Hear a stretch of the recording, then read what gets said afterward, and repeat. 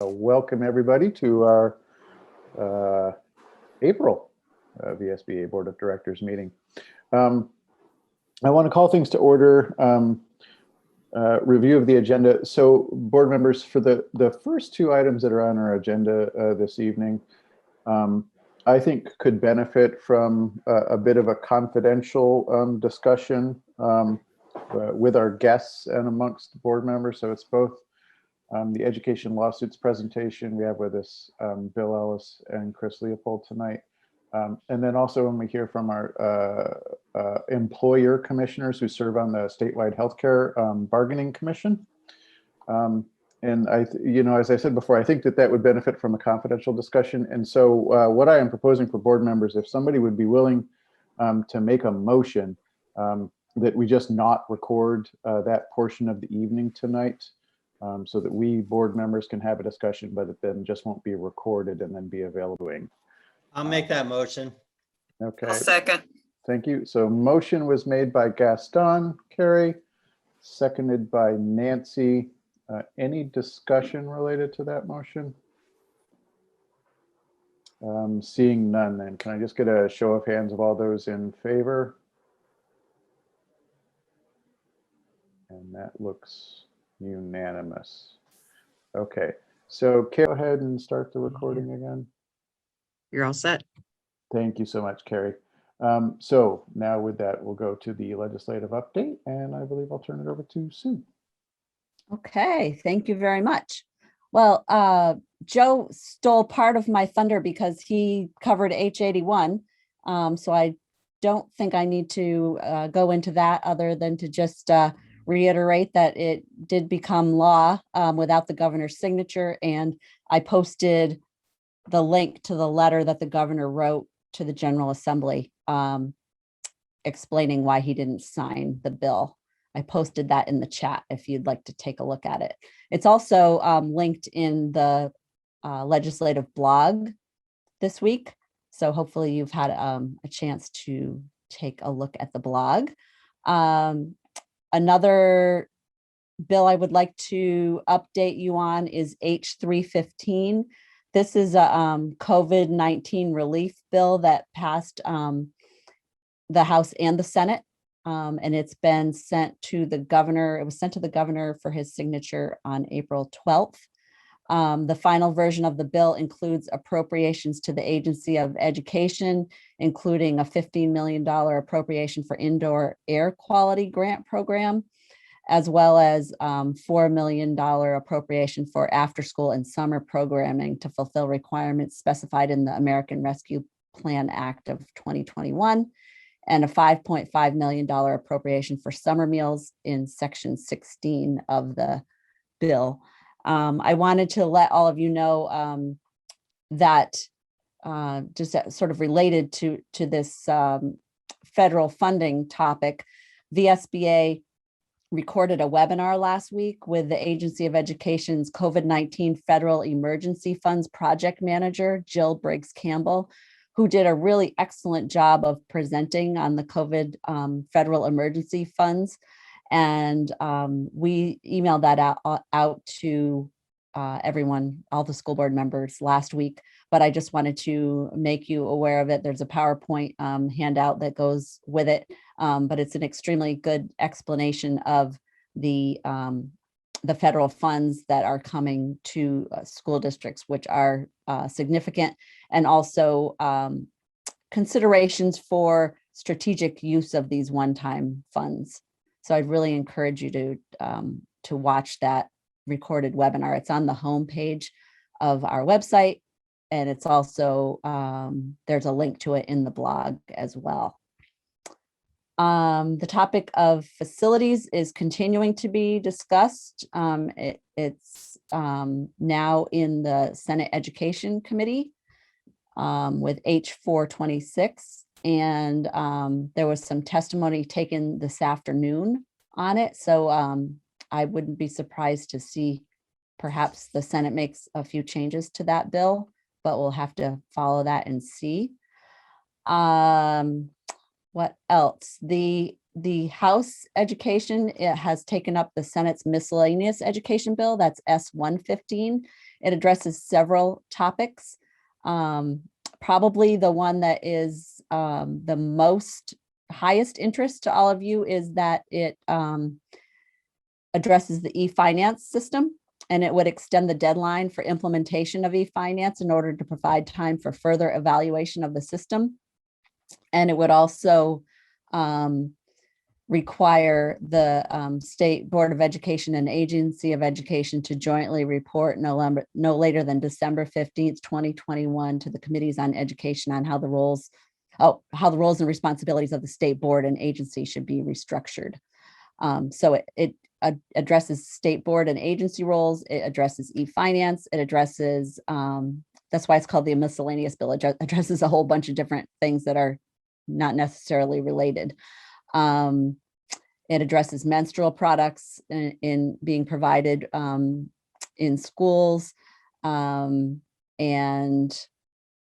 let's see, it adds 3 members to the Coalition for Ethnic and Social Equity in Schools, which was the Act 1 group.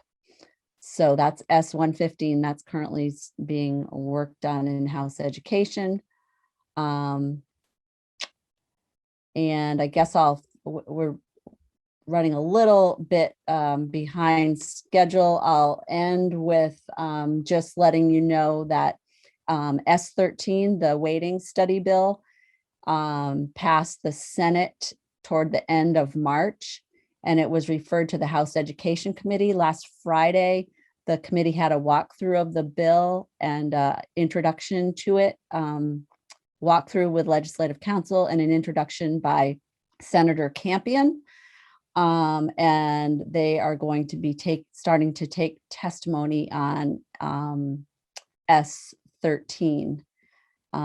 There's a full explanation of the bill in our blog, but I'd be happy to answer any questions that you have on the bill as passed by the Senate. I think that there's probably a good chance that there's going to be some changes and perhaps some major changes proposed in the House, and we'll have to just see what those are. So I'll pause there, see if anybody has questions on the bills that I talked about or any other bills of interest. Jim Salzgill, go ahead. Just a quickie. Just wondering, what are you going to be busy testifying on going forward? What's it look like? Which bills? Yeah. So yeah, actually, I've had a lot of requests lately from House Education just to what they call be in the room, which in Zoom is you're in the Zoom room as they're talking about a bill. It doesn't necessarily mean I'm offering extended testimony on it, but if they have a question, several of us are there to answer it. So I was in the room yesterday for discussion on the miscellaneous education bill. Actually, that was today. Today was miscellaneous education. H426, I've been invited to do that as well, which is the facilities bill. And S13, the waiting study bill. Tomorrow I will be in the House Education Committee. So they're keeping me pretty busy. Any other questions for Sue on the legislative update? So one thing that I will sort of proactively alert board members to, right? So I know that S13 in the waiting study weighs heavily on a lot of folks' minds. The importance of that is, substantial. As things develop and as things maybe proceed a little bit more quickly, and if there poses a need for this board to get together because either we want to weigh in on a particular topic or Sue needs some guidance from the VSBA board related to items being discussed in that bill, I may need to call us all together prior to the next meeting, the next scheduled meeting in May. So I'll just alert folks to that. We're going to keep our eye on things, see how stuff develops. I know nobody is ever excited about another board meeting, but it may be necessary in this case just to make sure that I've got the input from all of you as to how VSBA should be proceeding on this. Amy, did I see your hand go up? Yeah, just on the waiting study, I was informed by someone in my region that further south of here, there's a group of school boards that are very anxious and possibly dissatisfied with the waiting study, that it's going to harm their districts and their budgets. And they're kind of coalescing a little group to become more vocal on that. I wasn't sure if any of you had heard anything about that. I have not, but I will look around my Zoom room here. I don't see any other heads nodding. So, Jim, I mean, go ahead. there's a group of school board members and all who are on the flip side of that, but I hadn't heard about. So it's definitely people who are considering this being a negative financial impact for their districts. Correct. Yeah. Okay. And the leader is one of our former, well, no, he's not a former critic. He's a perennial critic of VSBA. Okay. Thanks for sharing that, Amy. We appreciate it. So stay tuned, board members. We'll give the shout out if we're going to need your services in the near future. Any other questions related to the legislative update? All right, seeing none, then I am going to my agenda. And next up is a request for a change, I believe, in the employee handbook, Sue? Yes. So this is agenda item number 3. It's a request to allow carryover of vacation days. I've set out in your packet the language from section 3 of the VSBA employee handbook, and that allows a maximum of 10 days to be carried over from one fiscal year to the next. And you'll see the underneath there, the underlined language is a proposed addition to 3C to cover the transition from FY21 to FY22, stating that for the transition from FY21 to 22 only, remaining vacation days in excess of 10 days may be carried over to the next fiscal year and must be used by the end of the calendar year 2021. The reason for this proposed addition is due to the workload caused by the COVID-19 pandemic and the extended legislative sessions, and also the change in VSBA's fiscal year, which didn't include a summer. The VSBA staff has not been able to use the customary amounts of vacation time during the FY21 fiscal year, resulting in some staff members anticipating ending the fiscal year with more than 10 vacation days remaining.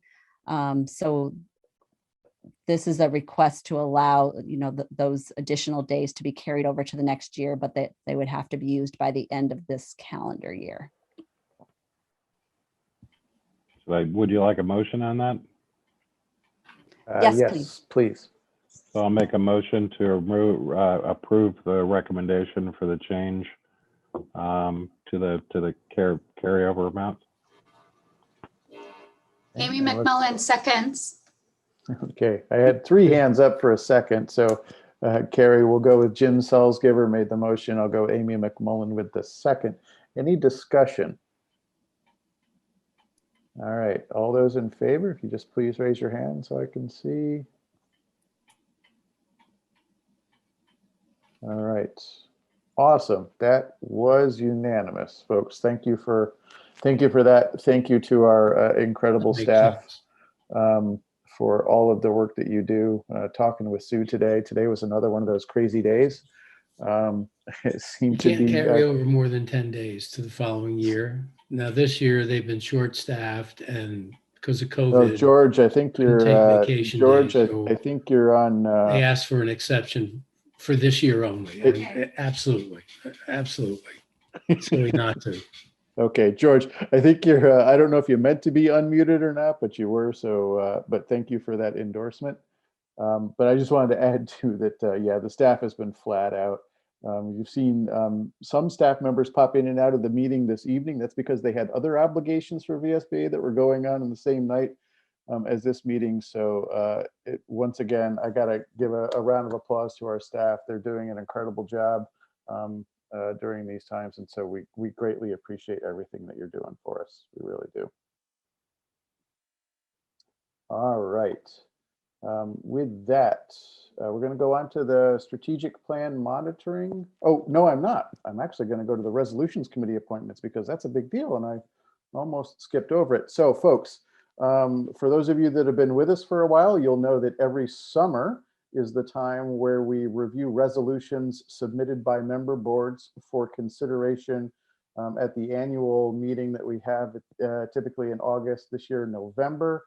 What you may not recall, though, is that I do need one board member from each region to serve, along with our vice president this year, Flor Diaz-Smith, to review those resolutions as they come in, and then to offer recommendations to the VSBA board for their disposition at the annual meeting.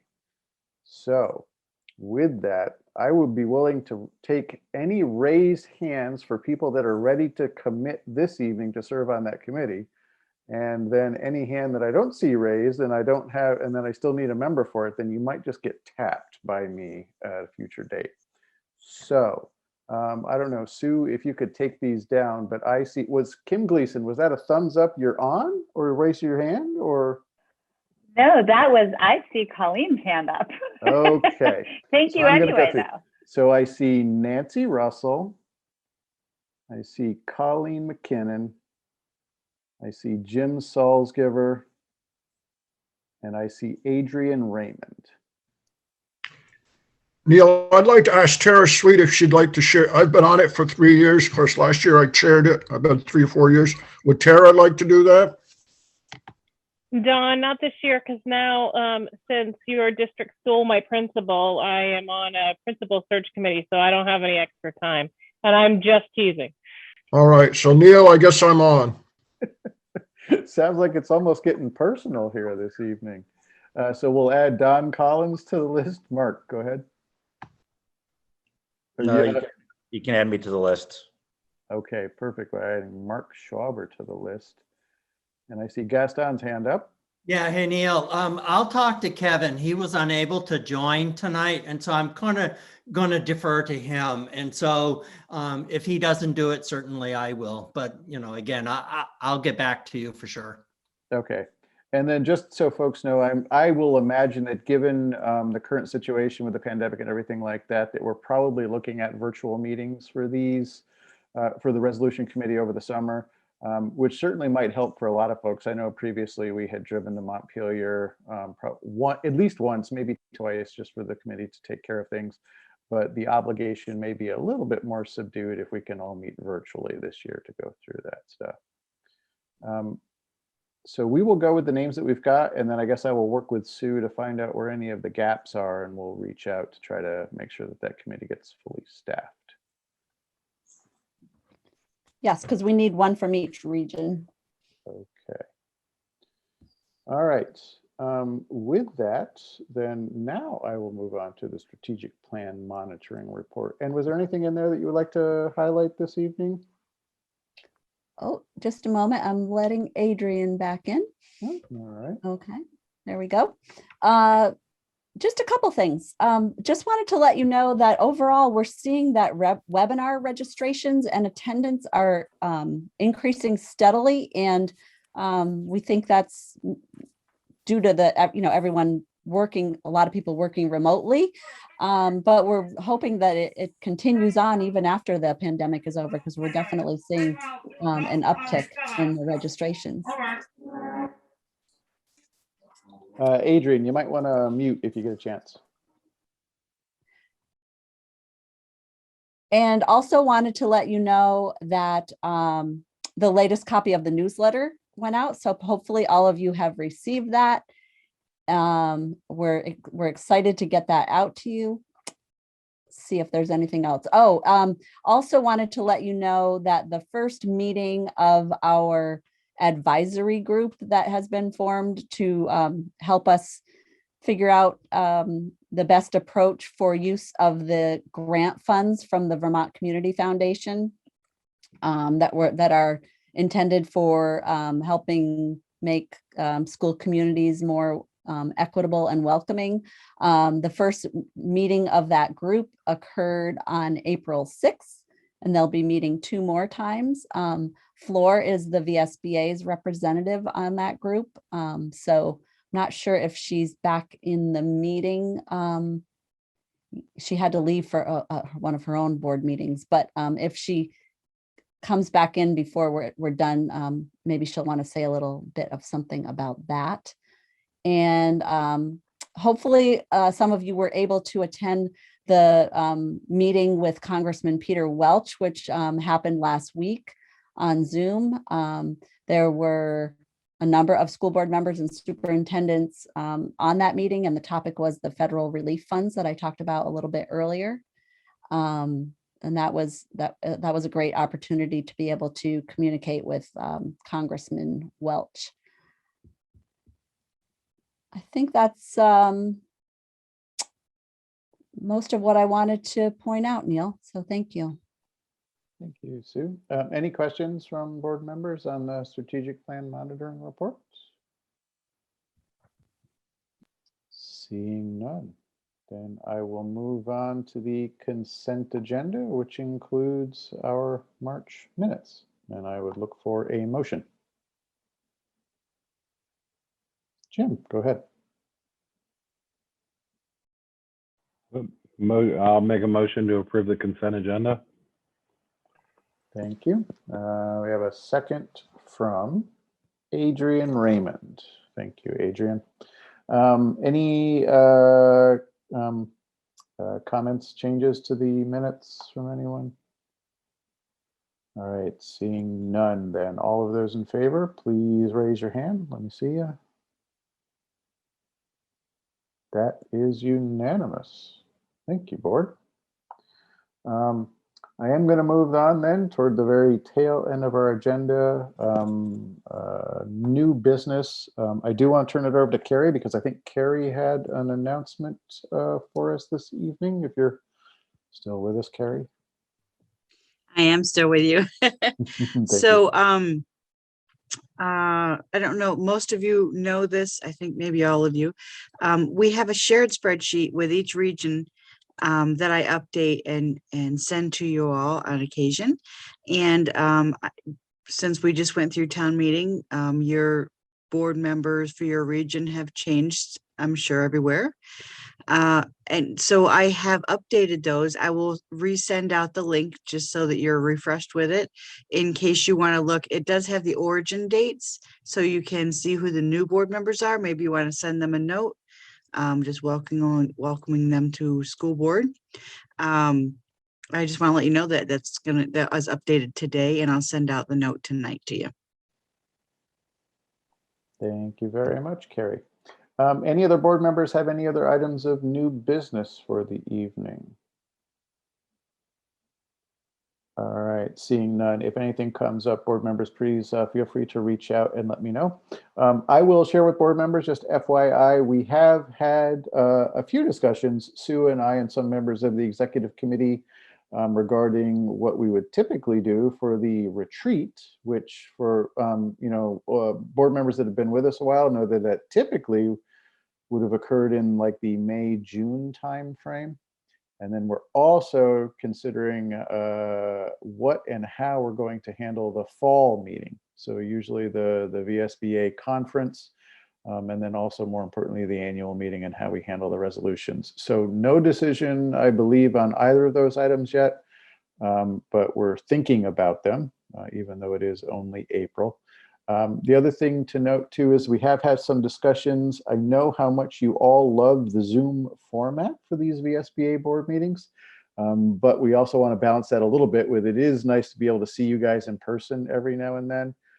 So I believe what we are thinking about is transitioning to possibly, and please Sue or any other member of the executive committee, correct me if I get this wrong, but 4 in-person meetings during the course of the year, with the remainder of the VSBA board meetings being handled via Zoom. In particular, probably over most of the winter months, knowing that a lot of you had to come a very long way and sometimes some poor weather conditions. And for the most part, we find that these Zoom meetings, while they may not be ideal, I do think that they have probably worked fairly well since we've all been forced into this situation. So that's our current thinking, but we'll certainly keep you apprised as we work through those things. Mark, go ahead. I do. This is not about the meetings. I do want to bring up topic, which I know Neil, you and I spoke about briefly. There's a good chance that coming to the floor, there will be additional amendments looking to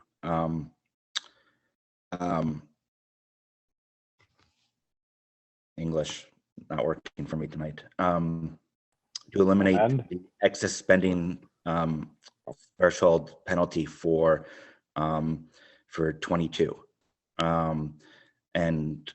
I guess I would like, if we can, have a very quick discussion so that if an amendment does come up, you guys know how to proceed rather than maybe having to call a meeting. Yeah, Sue, do you have some additional information maybe on this topic? I see that we've got a little bit of time left with us tonight, and so if we want to focus on this just one item, I do think that there might be a possibility that the group of us here tonight might be able to come up with a position on that so that Sue can have that going forward. But I don't know if Sue, if you had some additional details around that possibility.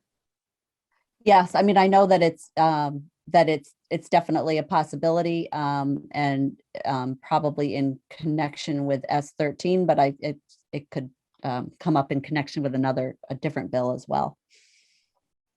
And then either Mark or Sue, if you might want to just, if you can explain to the others that are on the call that may not be particularly familiar with the reason for this coming up at this point. You want me to take that, Sue? Sure, go ahead, Mark. So when the yield bill came to the floor of the House, there was an amendment that was written by Laura Sibilia, but was signed by a few other members as well. When the Ways and Means Committee kind of took it up, they pretty much said that they didn't feel that it was that the yield bill was the appropriate place to take it. Chair Ansell did say that there were some other bills coming down the path that she thought it would be more appropriate for. Have not heard anything since then, but the amendment was withdrawn before a vote on the floor. And I don't have any inside information, but I do anticipate that something will come to the floor again at some point. And Mark, can you share with the others the reason for eliminating it this year?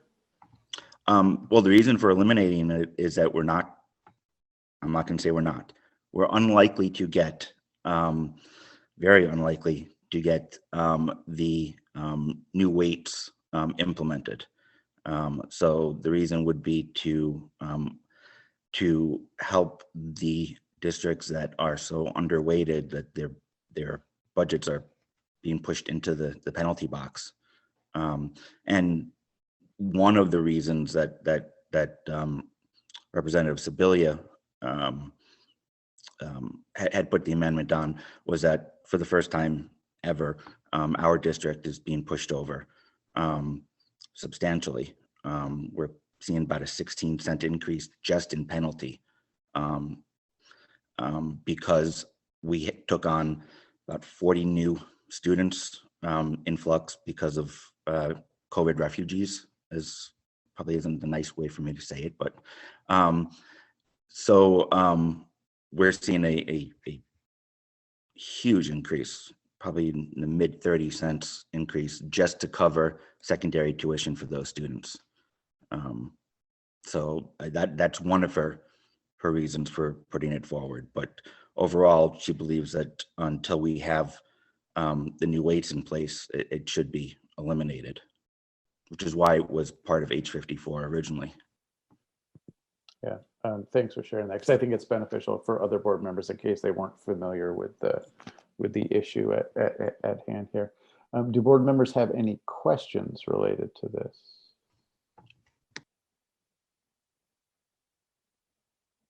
Adrienne, go ahead. This is just a 1-year moratorium that you're asking? That's what Representative Sibilia has been asking for, with the belief that even that S13 will get passed in one form or another, and therefore when the legislature comes back in January, they will take up an implementation bill, and with better equity, it should help most districts that are getting pushed over. Kim, go ahead.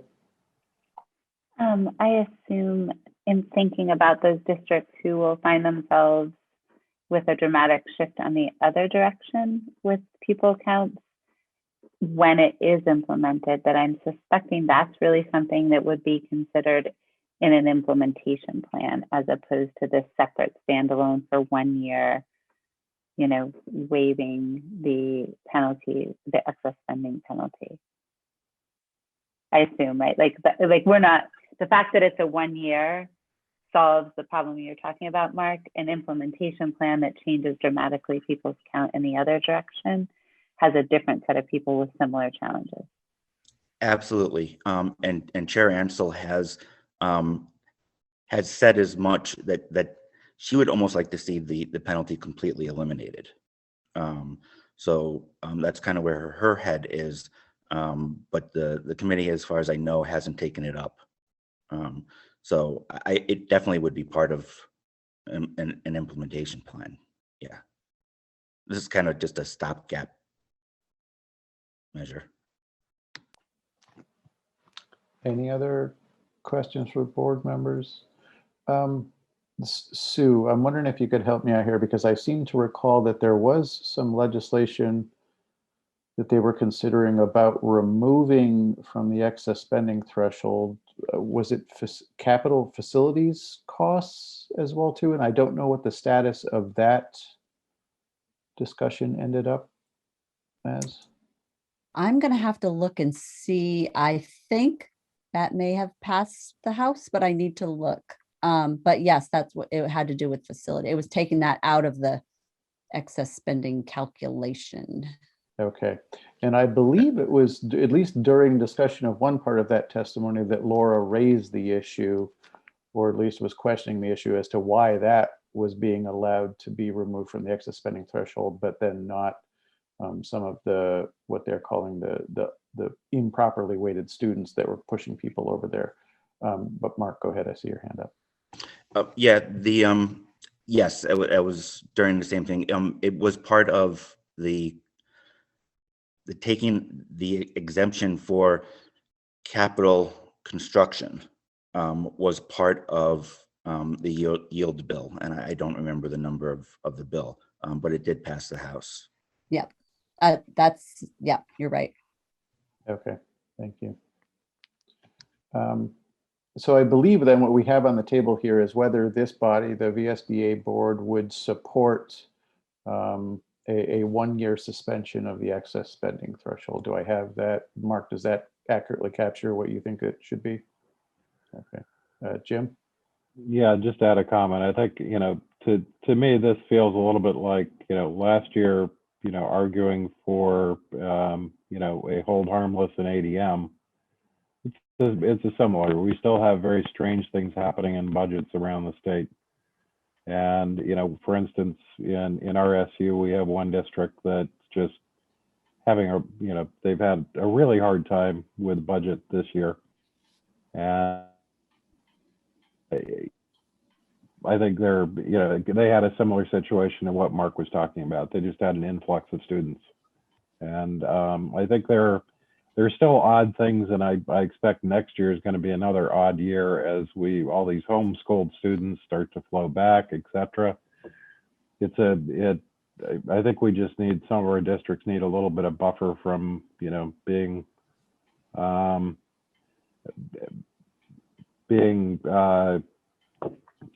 slapped on the hand for things that are somewhat outside of their control.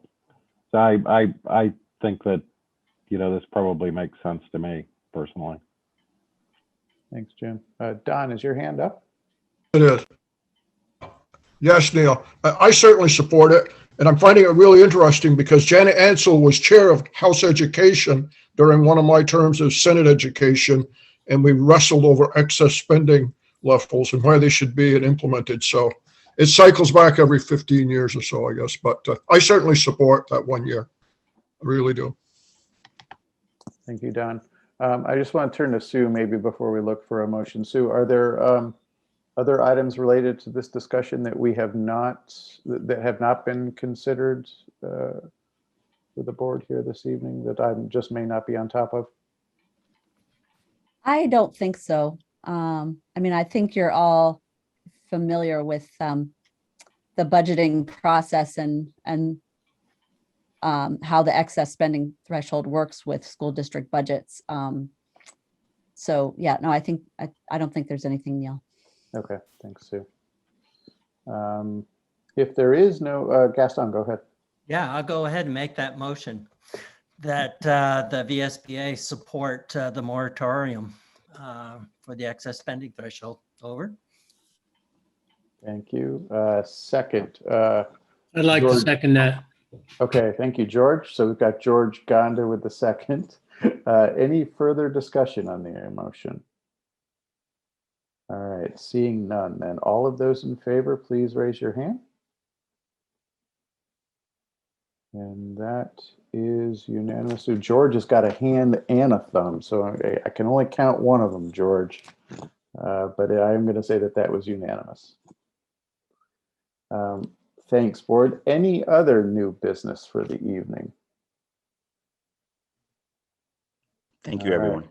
No, thank you. Once again, great job, board. I take a look at these agendas sometimes and I'm like, holy crap, am I ever going to get through this in the time that we've got allotted to ourselves? And I've gotten lucky more times than I could count with all of you. So I'm just going to say thank you for helping me to stay on top of the agenda and getting all of us through this. If anything comes up between now and the next meeting, please do not hesitate to reach out. I'd love to hear from you. But with that, I hope you can enjoy the rest of your evening. Have a great April, and we'll see you again in May. Night, everyone. Good night. Thank you. Thanks, everyone. Hi. Hey, everyone. Thanks. Bye.